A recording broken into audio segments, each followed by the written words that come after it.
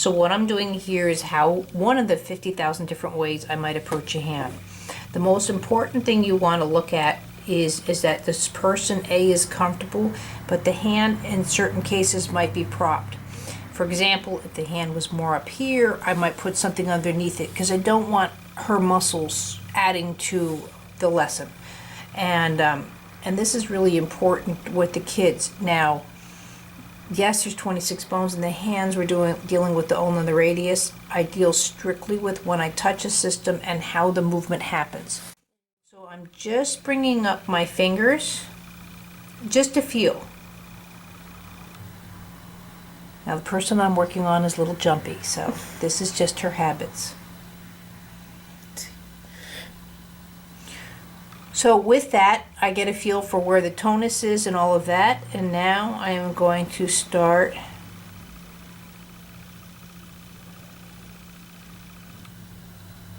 just seeing how the wrist rotates around the ulna and the radius in that direction. Not that I'm purposely touching those bones, but so in other words, you know, in this direction to move a bone or to wrist that way. And I'm just going in. Notice how the full hand is supported. I've got my hands around the back or fingers around the back. Most of my tension, yes, is through my thumbs, but I'm obviously doing a lot of work underneath with my fingers in relationship to the movement. As my one thumb might go up, I counter steer. I keep going back to, I'm sorry I ride motorcycles, but I go into that counter steering. But as you can see, as I do that counter steer, what I'm asking the wrist to start to look at the way it moves around the arm. One of the things that's nice about having the hand in this position is because it's non-habitual. You don't normally do work, tasks, right, this, that, and the other in this position. So the brain has less reference to failure. So therefore, you have more opportunities to impress the brain or change the brain or work with the brain in a non-habitual way. But that's starting to getting into how this work affects neurological differences, not just the touch, which I'm just showing more so the touch and the movement. So I move my hand down here. I'm keeping the direction still here, but I'm going in and securing the hand in sort of an up and down fashion, just seeing again how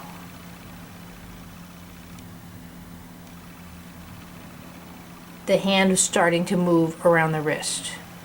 And like I said, the person that I'm working with here, she's just, you know, she just likes to twitch and jump around. It's just her stuff.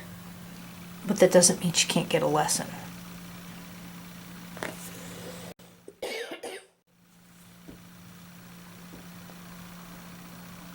And now I'm just going back to where I started.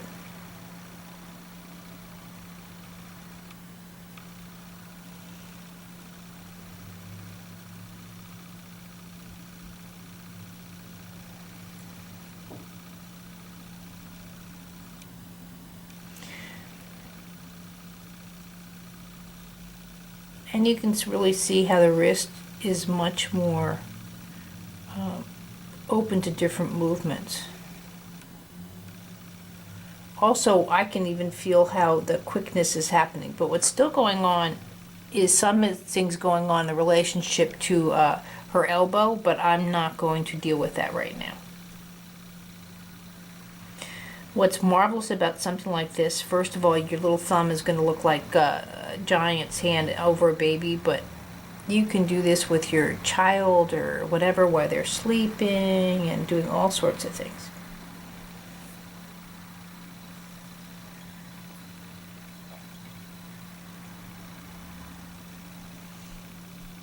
All my practice was literally done in the dark with my kids as they were going to sleep. I would pick a body part, you know, something that we'd been working on in class, and I would just start exploring.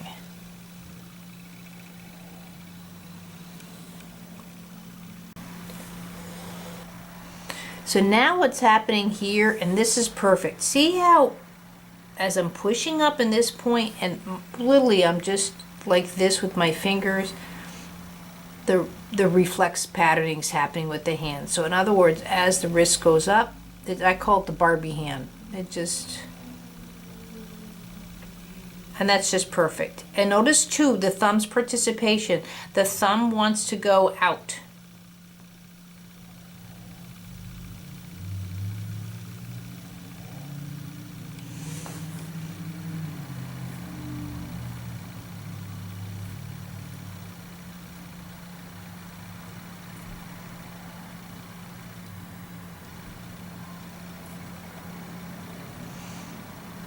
So now this is a reverse. Now I did notice as you do this that the ring finger doesn't have as much activity, and that's fine. So now I can just come in almost like dealing with the hammer toe and work on each finger. And again, I'm just working on the reflex pattern.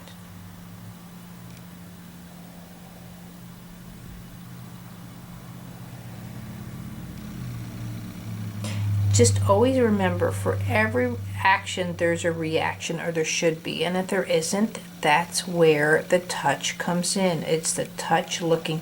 When I touch something, there should be a reaction. My actions, and it starts out so minute. I mean, who's going to go in here really and deal with this? But there's 26 bones in the hands. The hand is beautiful. And to go in and just, even, gosh, once a year, to just come and just get your hands done for an hour session, it's just, I can't even begin to tell you how that alone just can change your life.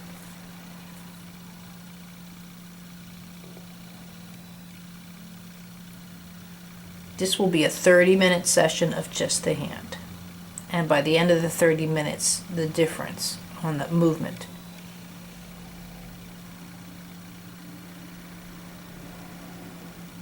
Now I can feel it, but I can lay her down now and just see the difference of how her hand presents on the table. But, you know, I don't need to check that, but it's nice to see. Also notice what's happening now too is I can spread the palm. And this is something the hand doesn't do much. We always think of the inflection or the grab of the hand, but to actually to spread out. And if you don't think that's a quality, work with a hand with cerebral palsy or someone that's had brain trauma, stroke, and that's the one milestone that they miss more than anything, is that the hand doesn't spread out. It's because the contraction is so severe. By the way, a little trick, go with the contractions, make the contractions even more versus the spreading out or the stretching or whatever people like to call it.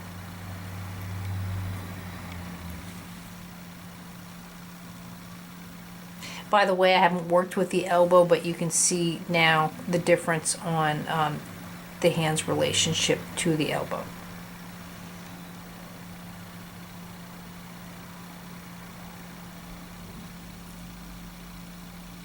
Also, what's starting to happen too is I can push down into the hand.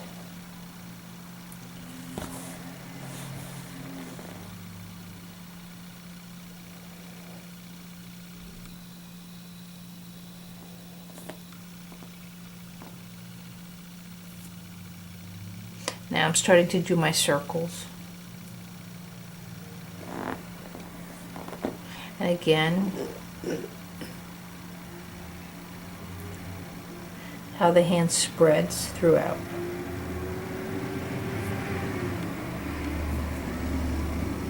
And you can go back and check and see, is there a difference in the movement? Is it smoother? Does the hand feel lighter? Is the tonus feel different?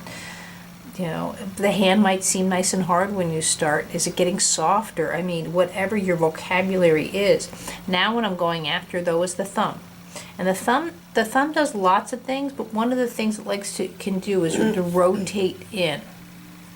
If you look at my thumb, the rotation of coming in, and again, that's something that we don't look at, and I'm going to do that now from the inside.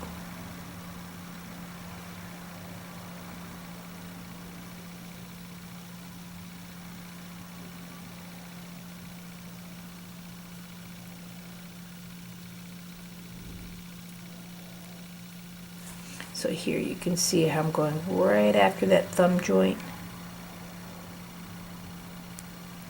The thumb, the bone goes all the way almost into the top of the wrist. So one of the things you'll see where kids have been traumatized, if they've been IV'd at birth or very young, the IV goes into the wrist, you'll see that the thumb doesn't want to open, and it kind of lays into the body versus having its own personality. So when we go to grab something, see, and notice I'm not stretching the thumb, I'm going after the grab, but that opening there, the way we can open to grab something, children that have problems tend to do this kind of thing. So just grabbing a block, you're now like this versus this, the claw. And so I'm going right in, I'm at the joint of the thumb, my thumb's underneath here.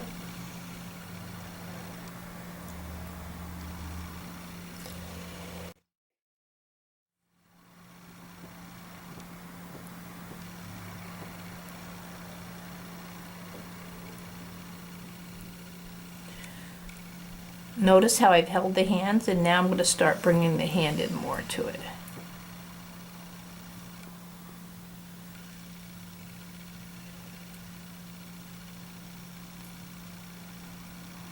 And again, it's not so much a stretch. I'm not doing a stretch. I'm rotating. See how I'm rolling the thumb.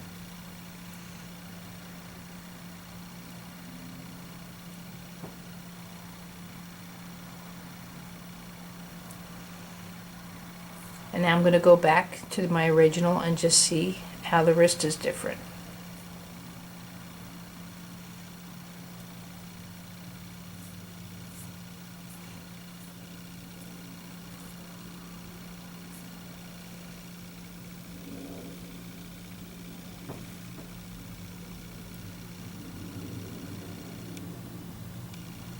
Now this is just, now I'm pulling.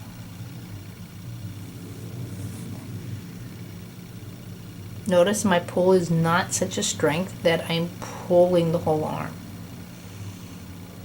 I'm just dealing with the wrist tonus in relationship possibly to the arm and to the elbow. I'm not going for the full arm tonus. I'm not saying you can't do that, I'm just saying I'm not at this moment.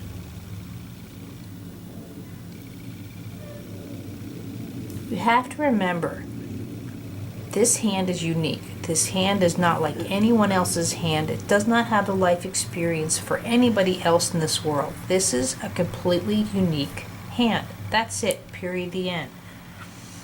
I can work on 15 people and have similar lessons, but each person is going to have quote, tensions, life experience, movement experience, all those things that are completely different from one person to the other. Now what's happening is she's starting to close the hand almost like a butterfly would. So, as a butterfly goes that way, how she has control, and can control in through the thumb into the wrist.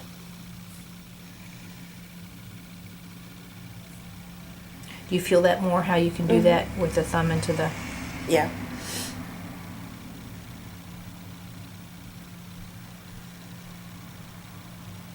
Also, too, again, the hand's still changing as it lies to the floor. I'm not looking for flat because there's no way I'd put too much strain on the elbow, but I'm just saying it just presents differently.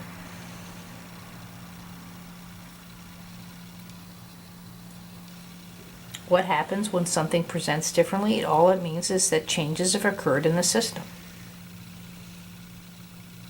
So again, for every action, there's a reaction.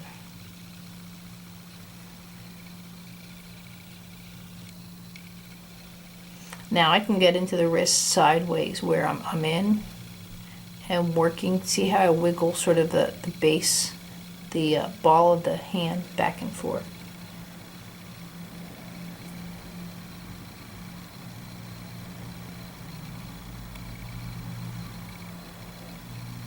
And now I can go for a full rotation.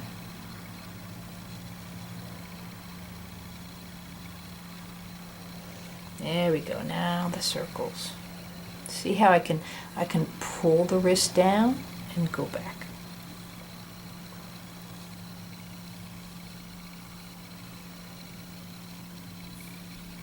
And again, I've said it before, the fingers should extend. They should want to extend down.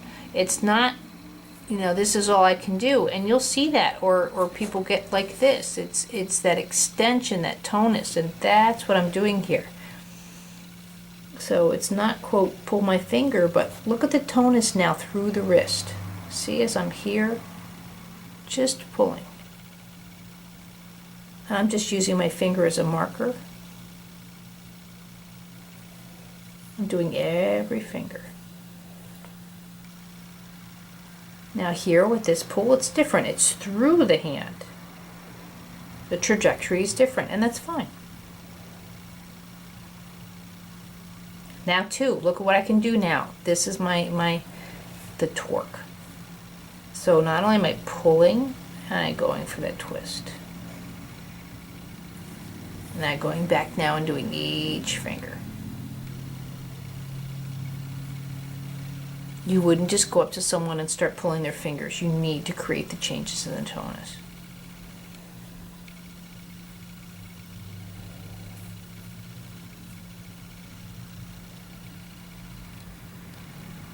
Now the thumb I'll do opposite. So that's just the pull. And look, see? By the way, I just did a lesson in crawling today. And do you feel that? Look at that. See the crawling? So basically, look at this as a pelvis. As the wrist tilts, and there goes the right knee up. As the pelvis tilts, the left knee goes up. You see how that's crawling. And let me tell you, if you can't crawl here in the wrist, you can't crawl through the knees. There'd be no difference when a child's hand applying to a surface in that way. And then I can pull with the torque. What's nice about the thumb, again, it goes inside. See, as I torque this way, it goes inside. I wouldn't necessarily, which you can, but they go into each other. So now I can go into each other with each finger.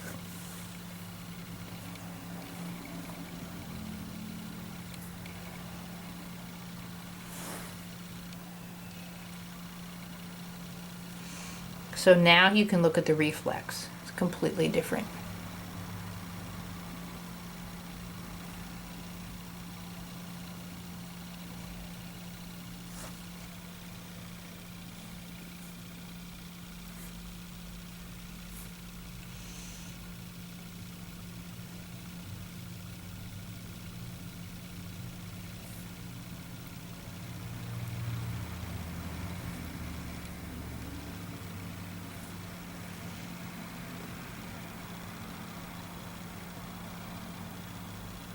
Again, as I'm pushing down into the wrist, I'm pulling back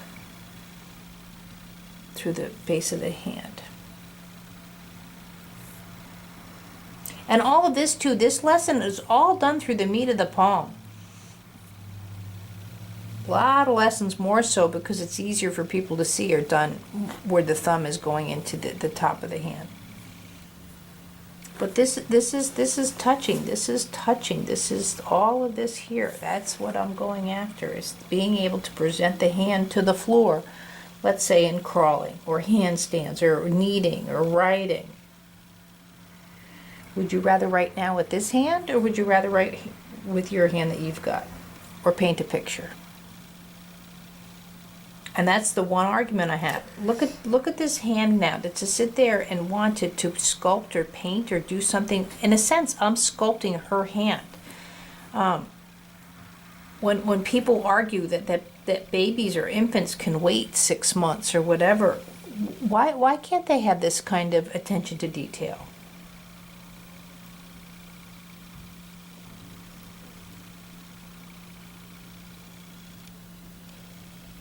There, now the hand can go almost in this position, and again work on these circles.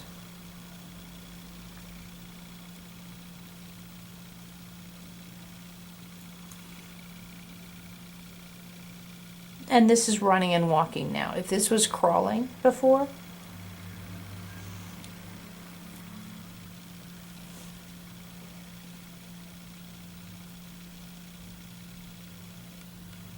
skiing, I've said it before. If you don't have the circles in the tush and then the shoulders, you're not going to have it in the hand. And look again, like I said, to play basketball with this. That look at the mobility of the hand to be able to react to what I'm doing. And also too, notice how much I can start twisting the hand around and still work on her where I'm not forcing anything.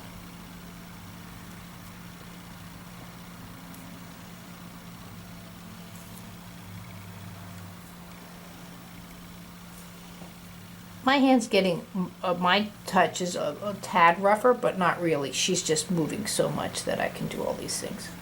Right now it's very similar to kneading dough.